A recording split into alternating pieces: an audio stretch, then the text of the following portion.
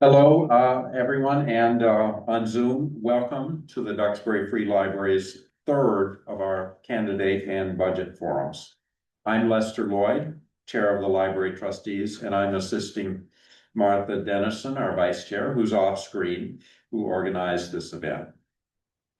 I am pleased to welcome Fernando Guitart, our Selectman, who will be moderator for this event, and our two candidates for school committee, our incumbent Matt Gambino and our new candidate, Aun Holland. In terms of coming dates in general, town budgets will be voted during town meeting on Saturday, March 14, starting at 9 a.m. Early voting on the ballot question for the override and our candidates starts March 16 at Town Hall, and in-person voting for the override and our candidates is on Saturday, March 28 at the Steele Athletic Center. Concerning our other forums, the library's candidate forum for the Select Board and the override forum are already viewable on our website. We are presenting one more candidate forum in addition to this one at our library for the library trustees on Wednesday, March 18 at 6 p.m. Now, Fernando, I'm turning this over to you to start with your questions. All right. Okay, Lester, thank you very much. And thank you, Lester and Martha and the Duxbury Free Library for hosting these events. Thank you, Aun Holland, for stepping in and volunteering your time for this role. And Matt, my goodness, Matt, your enduring commitment to the schools is quite amazing. Now, you've served in the school committee for 3 years, right? That's a total of nearly 9. And now you're asking voters to support Three terms, yeah. And now you're asking voters to support a fourth. So the objective is we're going to basically have a conversation, and this is not formal. This is basically a chance to have a chat, a fireside chat, but we couldn't get the fire in the screen. It's over there. But anyway, so join in, both Matt and Aun, if you have something to add to the question, feel free to jump in. So to Matt, I'll start off with you actually, just to give Aun time to kind of get in place, so to speak. But first, so why are you running again? And what still motivates you to serve? That's my first part of the question. Thanks for the question. Yeah. Thank you very much to the Library Board of Trustees for organizing this and the other events. Very, very important. So I'm really grateful for it. And I wish there were more people. I wish there were people here. You ever see the movie The Natural? In The Natural, like when everyone was in the stands, they actually had to put fake people in the stands. Is that right? Really? We need the cardboard people. Anyway, so why am I running? I'm running now. I'm running for the same reason I ran for my first term. It's because I can't think of any position in municipal government more important than supporting the education of children. It's why I ran in 2017, and it's why I'm running again this year. So I continue to be energized. Excellent. That's great to hear. So looking back over those 9 years, what are you most proud of? What you've accomplished, or the school committee have accomplished within that 9 years? I mean, I'm part of a committee. Anything that has been accomplished is a result of what the committee has accomplished, not any one person. But what I will say is that when I first started on the committee in 2017, it was very different from the way it is now, just to be very frank. When I first started on school committee, a lot of the ways that we were run were very, very counter and different to the way that we're run now. Just as a few examples. When I first started, I truly didn't understand the real role and the leadership role that the school committee was responsible for, in contrast to the superintendent. And I say that because back then, when we had our previous superintendent at that time, the superintendent, in my view, was really sort of taking the leadership role in the meetings. Okay. I thought that he was responsible for organizing, putting together, and facilitating the meetings. And sometimes that was okay. Other times, as I look back on it, I'm not sure it was sort of the wisest way to operate. we would have public comments. Sometimes the superintendent would answer questions. Right. You know, during COVID, we would have meetings over Zoom and somebody would say something untoward and the superintendent would mute the person. All those things are unacceptable.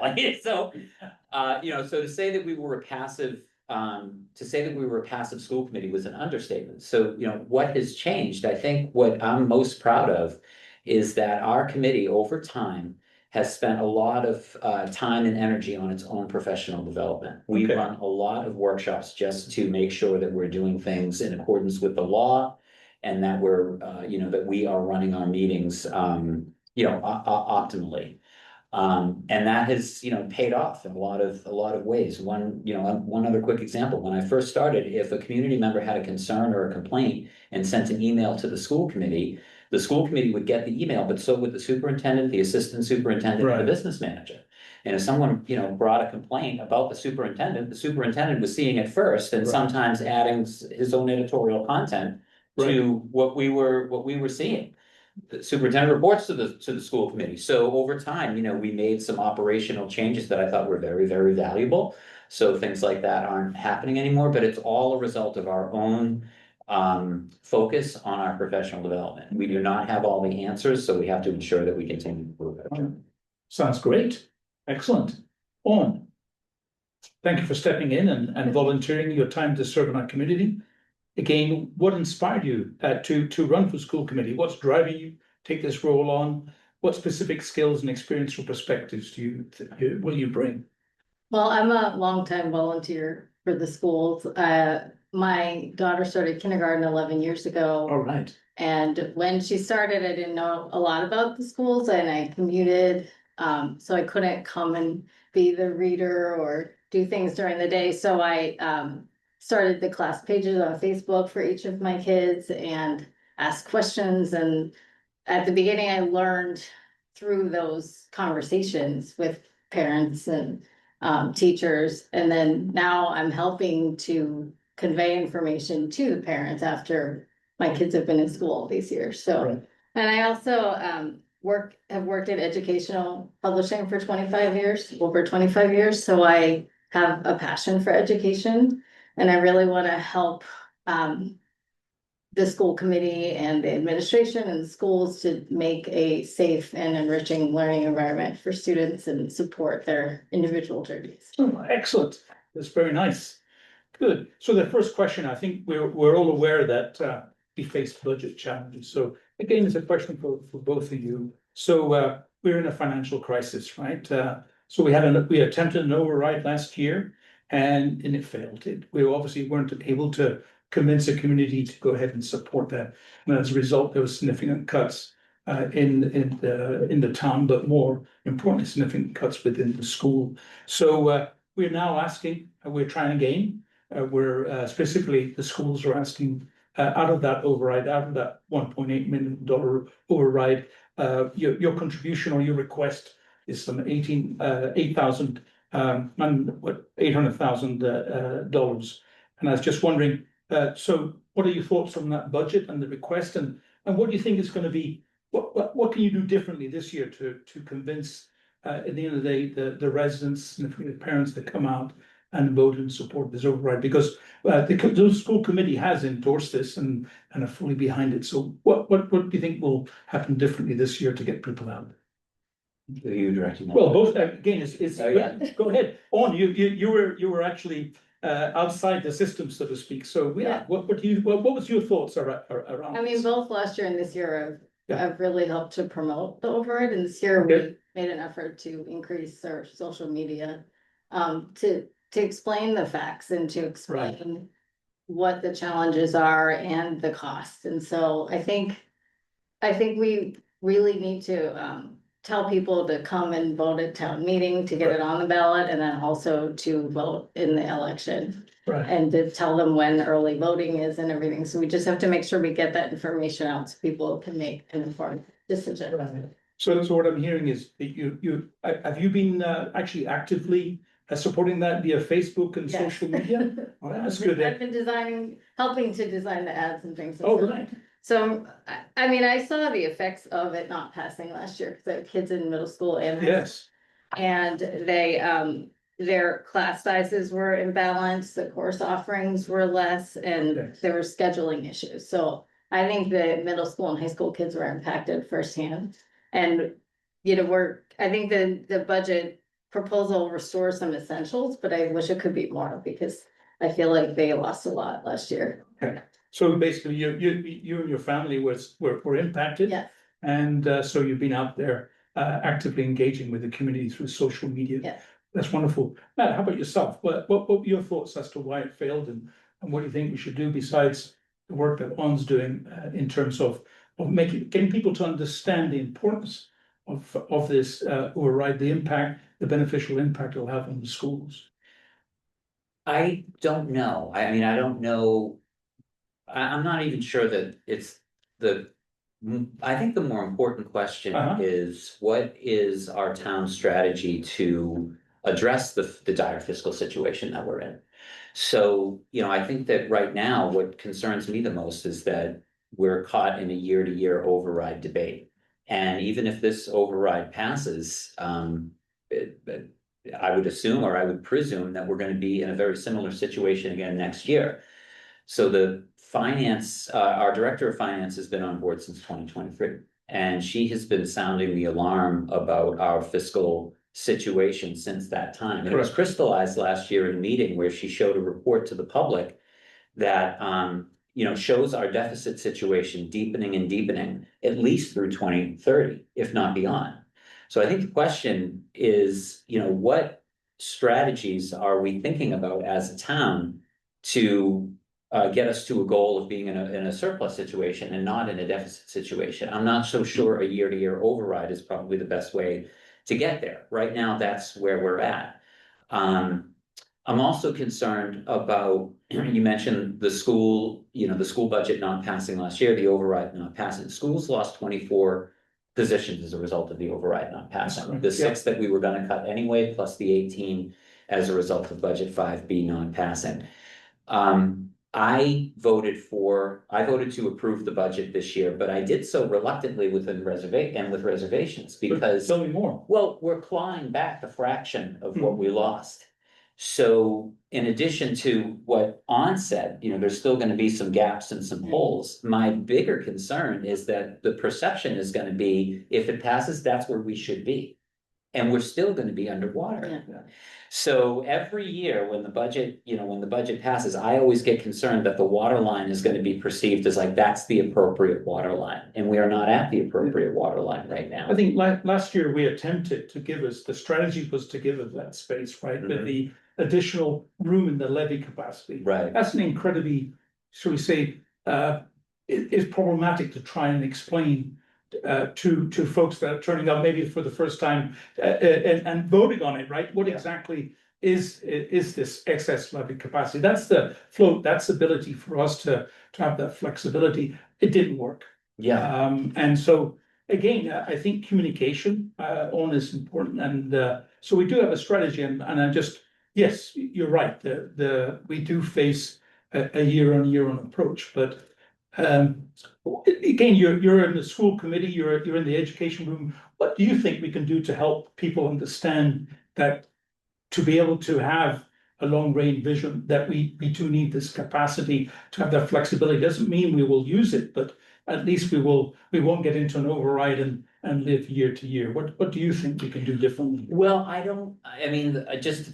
would take a step back from that. And I would wonder aloud whether excess levy capacity is the appropriate approach. I don't know that it's the appropriate approach. I don't sit on the select board, and I don't sit on that level. Yeah. But it struck me last fall, we had a joint meeting, school committee, finance committee, and select board, and someone, I forget who it was, on the finance committee directed a question to the select board about the question of, has any focus group or task force been set up to look at, and I think his example was commercial real estate. Right. And the select board's reaction was pretty blank. It's like, no, we haven't done anything about that. That's not to say that I think that we should be bringing in a bunch of Walgreens and do commercial real estate, but when you talk about a strategy, I always think first like, okay, what's the goal? Let's say the goal is to get us in a surplus situation in the long term. Then the strategy is how we get to that goal. And then the tactics are the milestones in order to get to the strategy. So it was decided last year that the way to do it was a 5-year plan that had a buffer for 5 years of levy capacity. That may have been the right strategy. I don't know if it was the right strategy, but I think that a lot more work could be done collaboratively with the leadership committees in this town to come up with some, just thoughtful questions and approaches to how we deal with the fiscal situation. Clearly, 5 years of levy capacity didn't work. Was that because it wasn't communicated well enough? I don't know. Yeah. This year, I know that the select board debated on an extra year of levy capacity, and I think one of the reasons why the decision was made for the budget 5.8 for the 5B budget that we have was that I think that came up in one of your meetings, explaining levy capacity that is difficult. So obviously it's an ornery question. That's right. And it's a big, and I think we can discuss this in quite some time, and I think you're right. There are other ways to figure out where can we get our revenue from, and some of the things that we offer as this town, and so I think that's a debate for another day. But I appreciate your thoughts and inputs, and you're quite right. So the next challenge the school faces is the Alden feasibility study. So that there's 2 questions on the ballot. One is obviously for 5B for the $1.8 million override. But the next question is with regard to the feasibility for the Alden school. Mhm. And I've already heard, and I think we've all heard, is that there's a sticker shock as to the price of the feasibility study. And Aun, I maybe just when you kick it off, and so what are your thoughts about that in terms of the feasibility study, and it obviously, do you think it's important? And if so, how would you go about trying to communicate to the residents that really you need to get behind this? Well, we've also been trying, with the override, we've Right. also been trying to communicate about the Alden feasibility study, and the school has done a good job too, trying to put out videos and Right. pictures of the school. The school's really old. Yeah. And I've heard firsthand from students and teachers about the rodents and the structural damage and the leaks that they see when they're at school. And then the storm didn't help, because then it added like pipes bursting and more damage. And so I think we've been repairing it as we go, and there hasn't been a plan. So I think the feasibility study offers a plan, and it also would get funding for any repair or any plan that we have. And so it's evaluating what needs to be done or what could be done.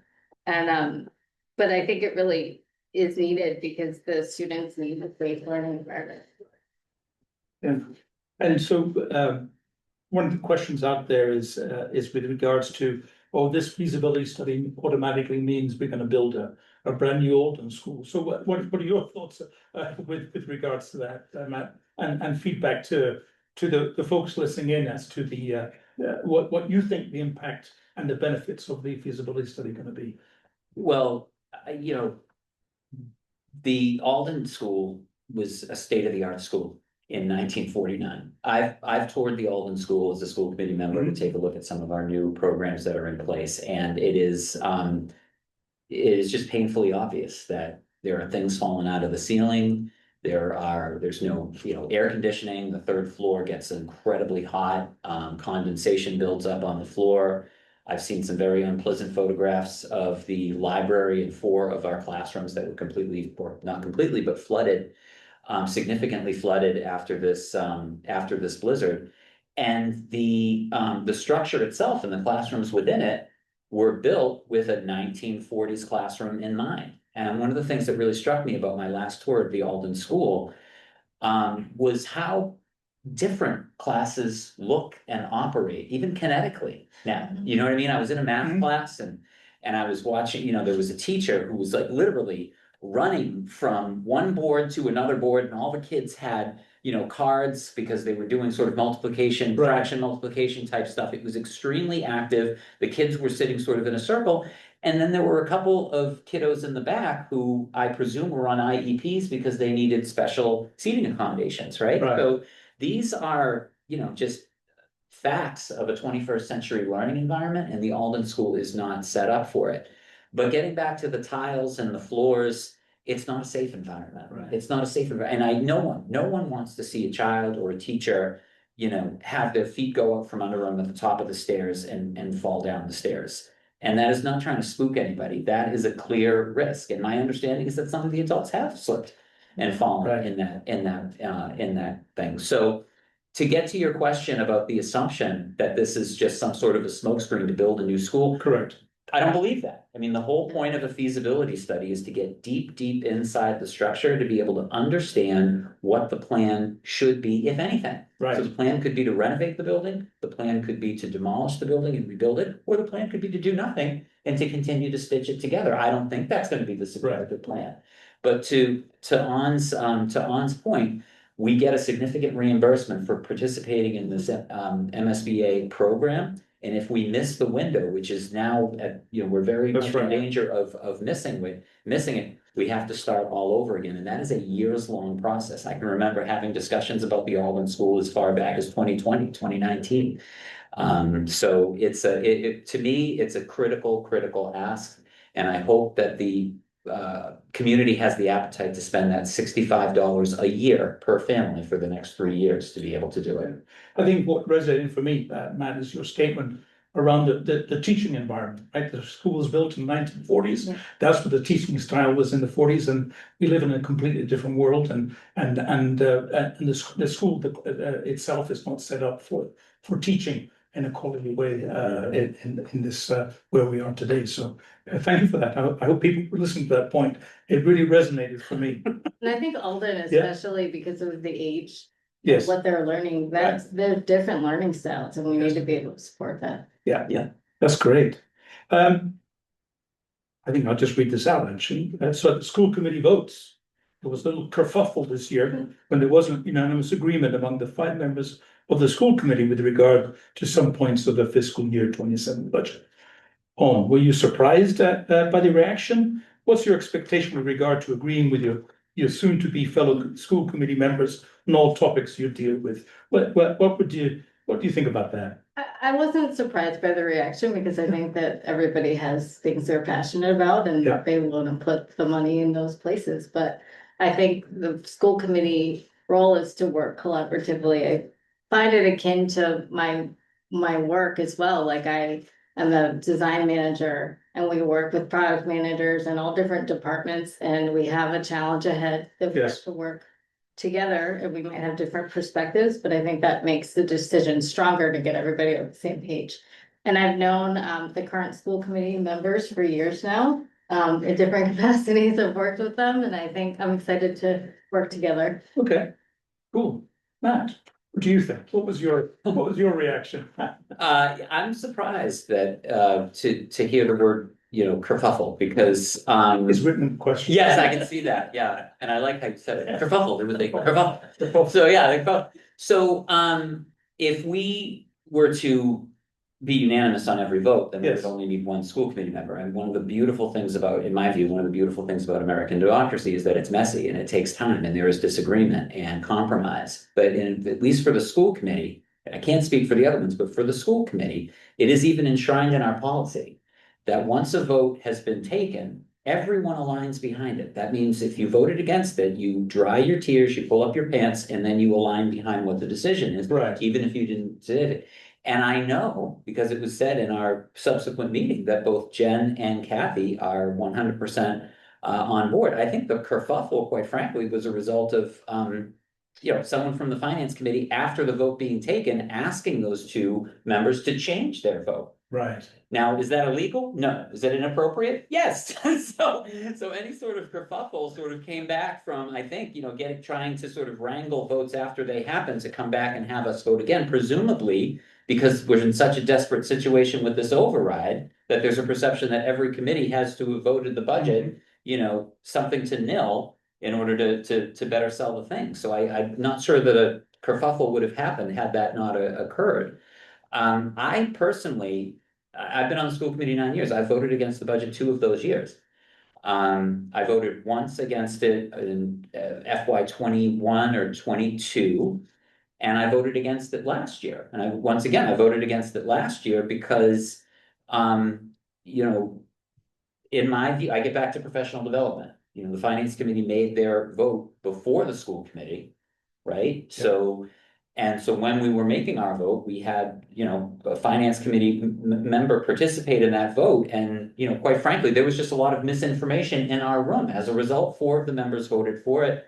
I voted against it because it just didn't seem right to me. That can be a very lonely place to be. Yeah. But then a few days later, I think sort of light dawned on everybody and we kind of come back in and we had to vote again. And then just one last sort of point about the, the notion of a kerfuffle or perceived kerfuffle. A few days after that last year, we went to I went to the select board meeting so that the select board, including yourself, could vote Yes. on the 5A budget. And the first thing that was said in that meeting from the chair of the select board at the time was to thank the school committee for voting the balanced 5A budget because it's the law. That's not the law. So, so I wrote a letter and asked to correct the record. And so the reason I bring that up is not to point fingers at anybody, but to just get back to this idea of we don't have all the answers. People make mistakes, but transparency and accountability are the most bandied about terms in this town. If we can't hold ourselves accountable and be transparent about the mistakes that we make, I don't see how we can improve as a governing or a set of governing bodies. And I really feel very, very strongly about that. You can tell. I think this year there was only one vote and one budget. That's That right. was approved by the school committee, and that was the 4.83%, right? Which is, it basically, in a way, it was the 3% that the select board allocated for the balanced budget, and the remainder of the balance, 813,000, kind of comprise your vote, the total to town to your. So so And I want to thank you, by the way, Fernando, because last summer, the end of last summer, you made, I thought, a very compelling case to try to set up an environment for a joint meeting and have the school committee involved in some of those early discussions as you were coming up with your priorities. Right. Unfortunately, I think you were outvoted. So The democracy at work. yeah, democracy at work, but you're right. I think the select board in this go around operated in an environment of priorities. So there was literal priorities. This is priority 1, this is priority 2. School fell somewhere in 4. I appreciate that we were given a placeholder for 3%. I've been pretty vocal that I didn't really agree with the strategy. Fair enough. Which is fair enough. And I've heard from the select board that I'm sorry that you don't seem to be happy about that, but you guys are getting more than other departments. That's a pecking order. And that sort of places in my view anyway, that places departments against one another. When we prioritize that this department is more of a high priority than this department. This department doesn't affect everyone in town, but this one does. Every department in this town serves a purpose. Everyone in this town serves a vital purpose. That's why I get back to strategy about getting out of the fiscal situation versus like a sort of a pecking order, which can have an unintended consequence of pitting departments against each other. Good. You can tell, I just, It's very- I'm letting it all hang out on this. I like You this. see what I'm saying, Martha? You like that? Well, it's good. Wonderful. The role of the school committee.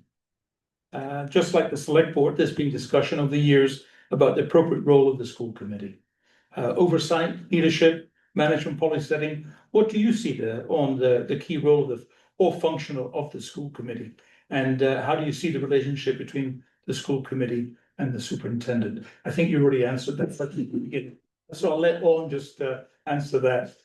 Well, everything that's. No.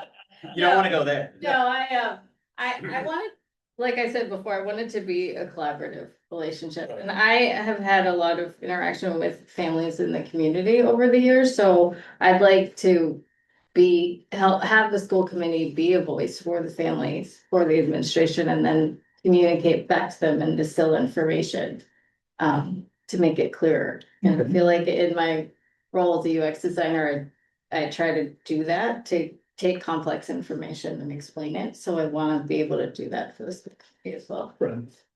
And so do you see there the communication is an important part, but what is the role? What do you think the role of the school committee is? Don't fill it in, but I'm looking at you. Looking at your, what do you think the role of the school committee is on? I feel, well, I know it's to hire and fire The superintendent, right? superintendent. I know that one because Yeah. we went through that process before, and to advise the administration on Right. policies, Okay. things like that. So, I mean, I feel like we'll continue to do that. Right, and of course, basically, yeah, I'm sure with the years of service that Matt, he'll be able to kind of help you along, but maybe Matt, maybe build on what Aun has said with regards to the role of the school committee. Yeah, it's, look, I mean, like, the school committee is all around governance, and sometimes especially I sometimes can get carried away and be brought into the weeds and get a little bit of get my hands a little bit too dirty administratively. That is not my role, that is not a role of the school committee. The school committee is compelled to serve three primary responsibilities: to hire the superintendent, Yep, to develop policies and put the superintendent in charge of implementing those policies, and then review and approve the budget.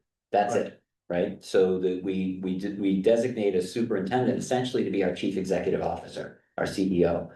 So, there are always questions about like curriculum and, why did you choose this one? Or, this one is too SEL heavy. How could you endorse this? Things like that.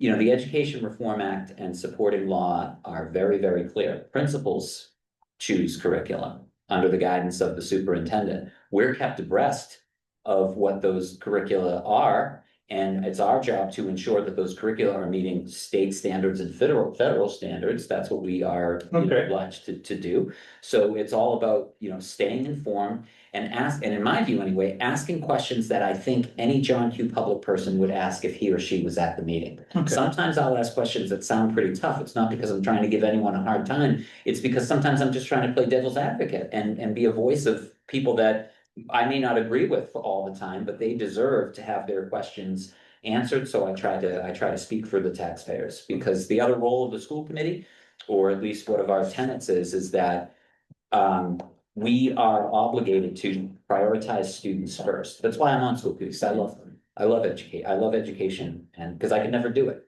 And I think education is just so paramount, right? So we prioritize the educational well-being of students, but we represent the taxpayers. Yeah. So it's important, in my view, to be able to ask questions that get the right sort of dialogue going, so that we understand that the decisions are being made. We can poke at them from different directions, and the taxpayers hopefully feel like their voice has been heard. So it's a great gig. It's a great job. Right. So again, maybe just to help those folks listening in, policies. Describe to me a kind of policy that the school committee has established. So give folks an idea of what do you mean by the word policy, and what exactly is it, and what? Well, think of the policy. Think of our policies like state law. So we have 300. We have 300 policies. Policies range from how we run our meetings. We run our meetings according to Robert's Rules of Law. Right. Robert's Rules of Order. Exactly, right? So we have, policies like that. We have policies around our goals. And this is state law. We have to establish goals every year. School committees have to establish goals every year for itself, and we have to review the progress of those goals. That's a policy. We have policies about, you're not gonna like this one, Fernando, but you can't smoke cigarettes on campus. So you gotta like take those little cigars and keep them at home. Right. So we have, What about no cell tobacco phones? policies. What about cell phones? Yeah, so cell phone? Yeah, so so far, the state has not taken a leadership position Right. on two issues that I think are very, very critical right now. One is use of cell phones, and two is artificial intelligence. And so Aun was talking about the importance of clawing back some of these positions for the budget this year. One of those positions is a director of technology instruction. It's an administrative position. Administrators get a lot of arrows from folks in this town, because it can sometimes be in the abstract. What do these people really do, right? I think the word administrative also raises that. Yeah, I mean, it's sort of like, kind of like ivory tower, just pushing buttons, things like that. But, our director of technology instruction really is squarely focused on helping us come up with a strategy for AI. It's scary for adults. Imagine what it's like for children. Right. Yeah. Tell me how about AI in your workplace, right? That's also a kind of challenge then? Yeah, we've had to learn to work with AI and use it to help us be more efficient and make our jobs easier, but also we can't rely on it completely because it has to be fact checked by humans. I mean, it can't do what we do. So it's gonna be an issue in the schools as well. That's right. I heard somebody say that AI is just another form of Reddit. I mean, that's where it gets information from the World Wide Web, and you Yeah. kind of wonder what information's on the World Wide Web, right? So, Yeah, yeah. well, Yeah. sorry, just to sort of complete the thought, you Yeah, asked about that's right. policy with Yeah. cell phones. Because the state has not taken that leadership position, one of the things I'm really proud of is that a year and a half ago, we created a policy on cell phone usage. We didn't make a lot of friends at the high school student level, No. but with right now that, at all of our schools, you cannot use them during the time, unless you're going in the hallway or you're at lunch, like at the high school, for example, you cannot use your devices. So the kids have to put them in a pouch Was that at right? the beginning of class, and at the end of class, they grab the cell phone, for obvious reasons. And in middle school, they have to have them in the locker. They have to keep So them. I think your policy was good because it took into account the ages of the students and their responsibility, and it kind of tiered it, so. Yeah, it was yeah. appropriate. And, and Great feedback. yeah, thank you for saying that, but and you're gonna love this, because, we're not experts on education, it's not our role. But when we come up with policy, I sit on the policy subcommittee meeting, Okay. at that particular policy subcommittee, we have all the principals in there. And we just went down the line and asked them questions, what's happening now? We didn't even think about smartwatches, and we certainly didn't think about smartwatches for health reasons. That's an issue. Principals know about that. So the principals give us really, really good feedback. That helps us inform the policy and create some escape hatches when exceptions need to be made. So the tight partnership, without direct management, the tight partnership between the school committee and the administrators is so, so critically important. And thankfully, we have great leadership at the building level at the schools. That's good to hear. I mean, so a policy around cell phones, I mean, obviously that's really important to, I can just imagine the kerfuffle. Big kerfuffle. Big It's like, kerfuffle. yeah, capital K. The big kerfuffle with regarding to restricting cell phone use, parents concerned, how can they reach their child in an emergency and what have you? So how did you go about communicating that and to the community of what you were trying to achieve and answer some of the concerns that parents had, again, with regarding community engagement? How did you go about doing that? Well, so it's, community engagement is so, I mean, everyone's gonna say it's vital, because it is really vital. So I mentioned what school committee looked like when I first got on it 9 years ago. 9 years ago, and I promise you this is the case, 9 years ago, school committee members did not see many of the documents we would cover in a meeting until we got to the meeting. Right. What that also, besides not giving us the opportunity to be prepared for our meetings, there are a lot of great people out there who follow along with these meetings. One of them's right here. Martha followed, the meetings are like her Super Bowl. She likes to follow the meetings. And so, but Martha could not have the documentation that she was legally, entitled to see. Before, at the same time we could see it. So getting back to professional development, now we mandate that all documents are available to the school committee and the public, because everyone has to see them at the same time. We can't see them before the public sees them. But for at least 48 hours before every meeting. Okay. And so we'll have 100-page packets that are on the website, just religiously posted on the website 48 hours before every meeting. And the idea behind that is so that I can come to a meeting fully prepared, because I've gone through all of the documentation, and so can Martha, as she follows it from where she's sitting. So to me, that is a cornerstone of engagement, is to ensure that all of those materials are readily available. I happen to have a website. It's weirdly named mattgambino.com.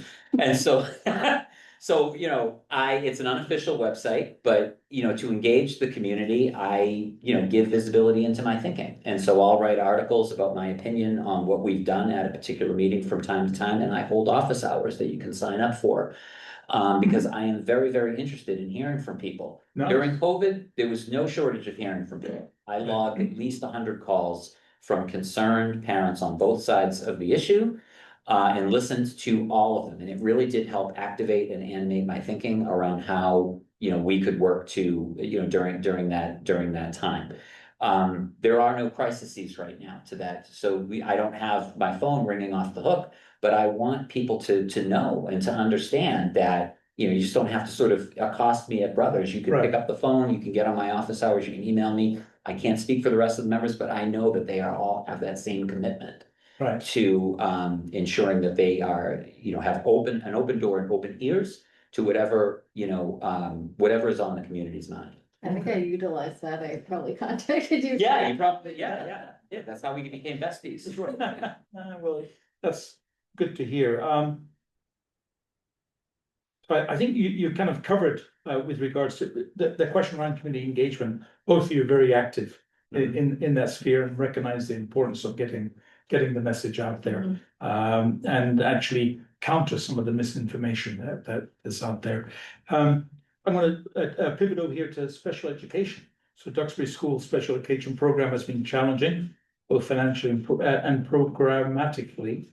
What is your opinion of the current special education program at our schools, and what should be done to improve it, if anything? On, I'll throw that over to you to have a go at that question. Yeah, I'm not as familiar with the special education program, but I know that the CPAC parent group is very strong, and I know people are on that, and that we have a new director for SPED, so I Right, that's my understanding, yes. feel like that everyone's working really hard to support the individual families, and Okay. at work, accessibility is a big part of our job, to make sure that our products are available and usable for all users. So I feel like it's the same thing for school. Like, we need to make sure that the Duxbury public education is accessible for all students. Right, nice. Sure. Matt, do you want to build on Owen's reply there? Yeah, I can tell you, before I was on school committee, and during my first few years of school committee, my son in the elementary level was on an IEP with dyspraxia. And so my wife and I would come and, participate in the IEP progress meeting so that we could understand where he was. And I can remember at one of those meetings, by the end of the meeting, because I'm not shy about saying what I think, I looked at everyone in the room and I said, I feel like I am at a private clinic. And I meant it, because all of these educators were not just talking to us, they were talking to one another. They were communicating with one another about what the go forward plan was going to be over the next few months before our next meeting. There was just real, true effort, concern, communication, expertise, passion about ensuring that my son was getting the support that he needed. I know that in every situation, not every parent feels that way. Every student is entitled by law to a fair and appropriate education. When it comes to special education, there are so many variables and degrees of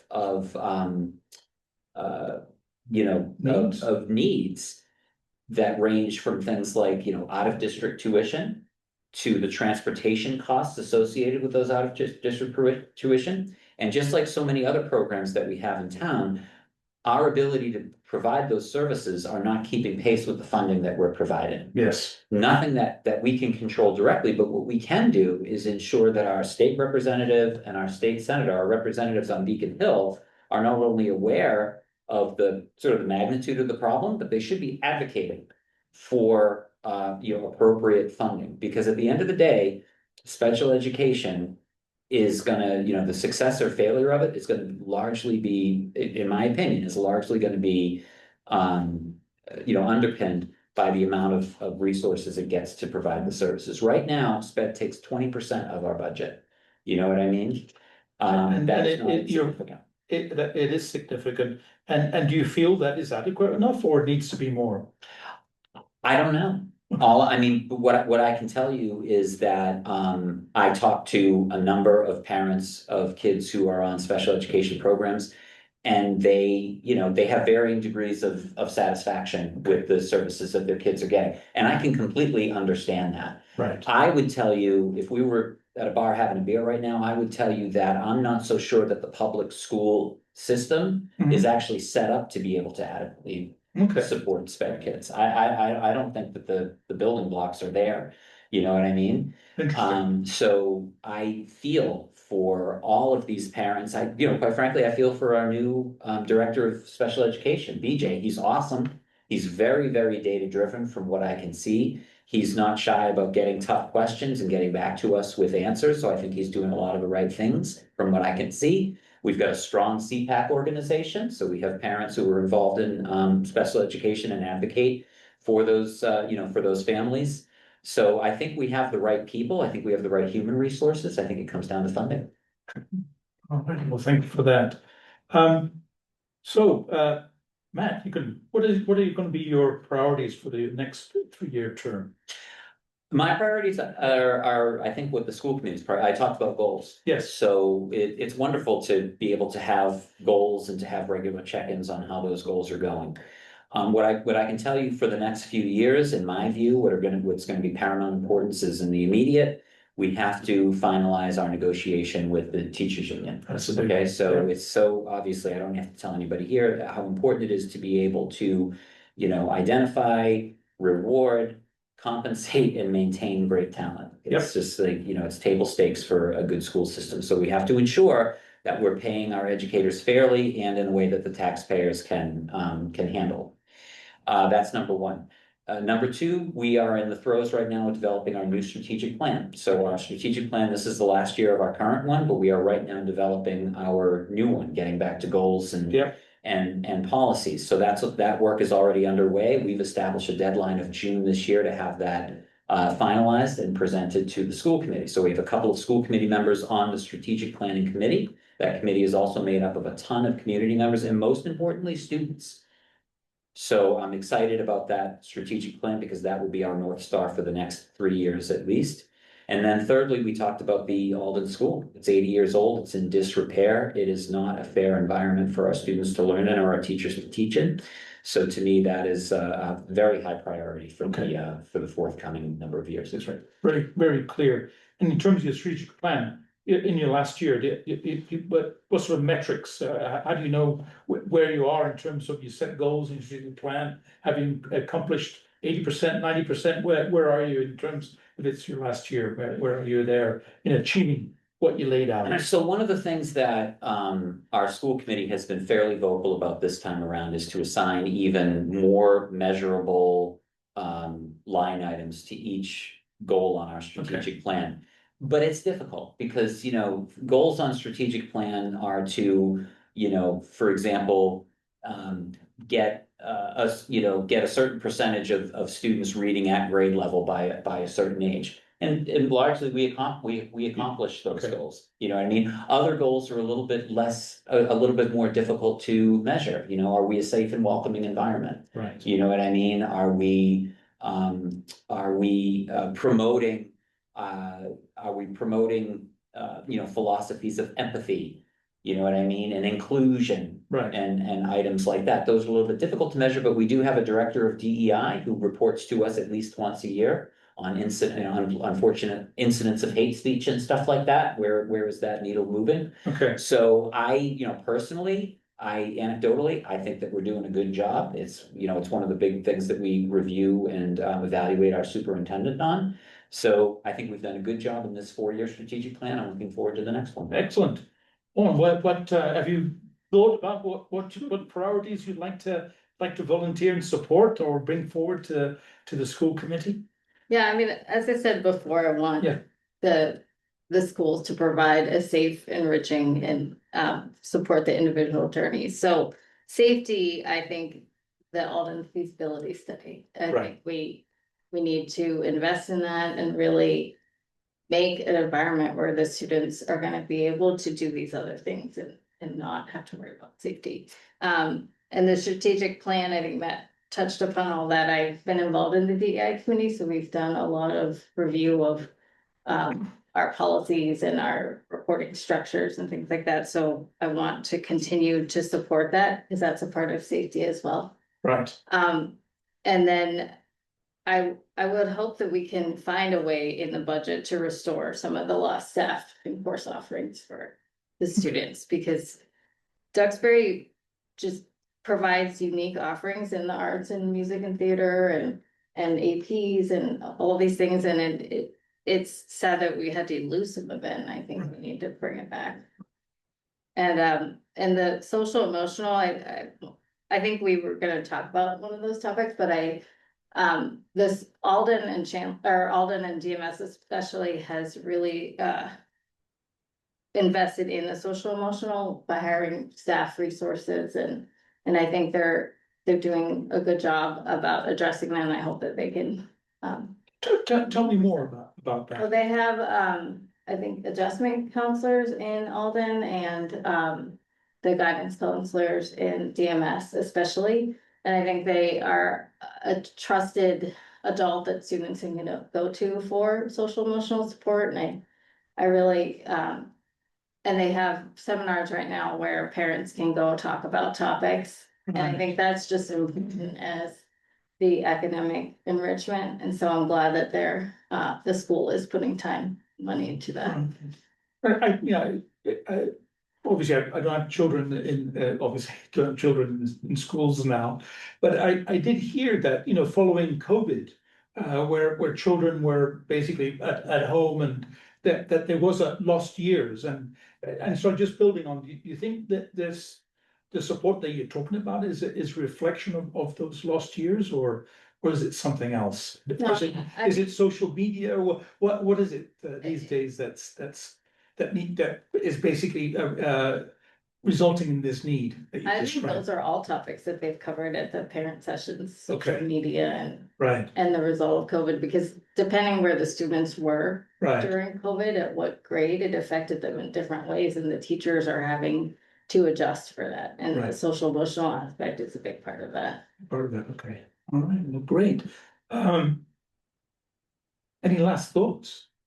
I think we've covered everything here and hopefully given folks listening in on Zoom a taste of what Matt has brought and will continue to bring and on in your new roles. So hopefully we've done that. Any last priorities or sorry, any last comments you'd like to share?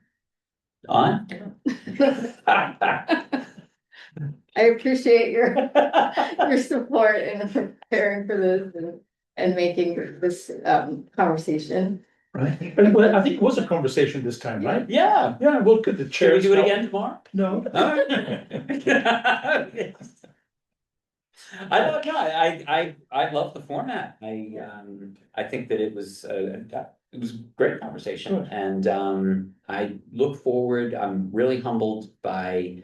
The support that I've gotten so far, I am true a believer in the power of education, I'm super excited about the next 3 years. Oh, excellent. Well, congratulations. You're both a shoo-in, so well done.